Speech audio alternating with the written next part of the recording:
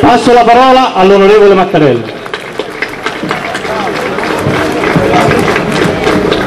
Cittadine e cittadini di Gela, 3 giorni fa il Presidente della Repubblica, il nostro apprezzatissimo e amatissimo Presidente Ciampi, ha rivolto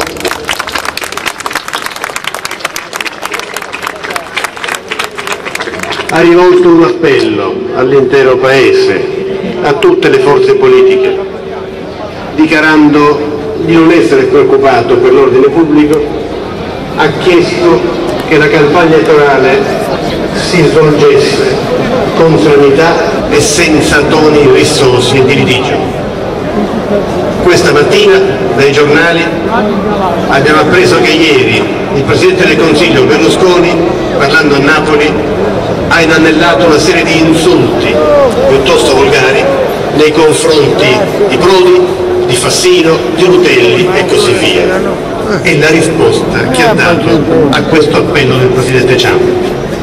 Sei della polizia? Sei della polizia?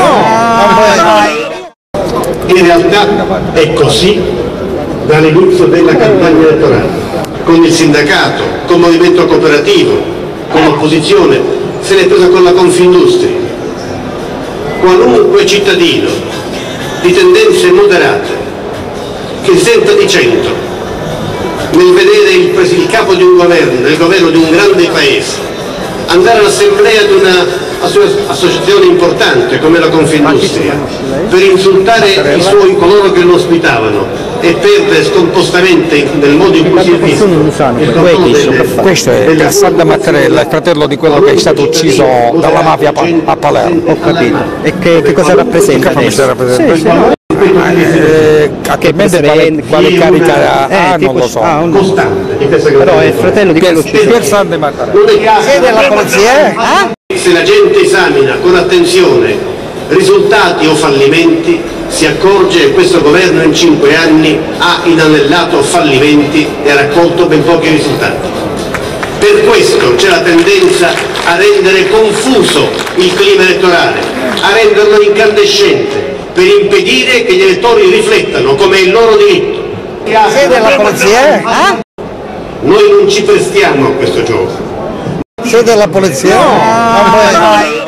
Si avverte in tutta Italia il bisogno di un governo serio, affidabile, che rilanci la sua economia, le sue condizioni sociali, che sia affidabile per i cittadini, che non metta la polvere e ciò che non va sotto il tappeto per nasconderlo. Sei della polizia?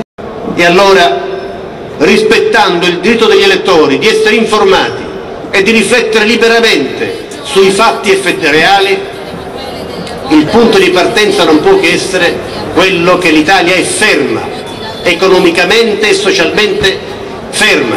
Sei della polizia? Io ricordo che nel 2001, dopo i 5 anni di governo del centro-sinistra, il prodotto interno lordo italiano era dell'1,7% in più.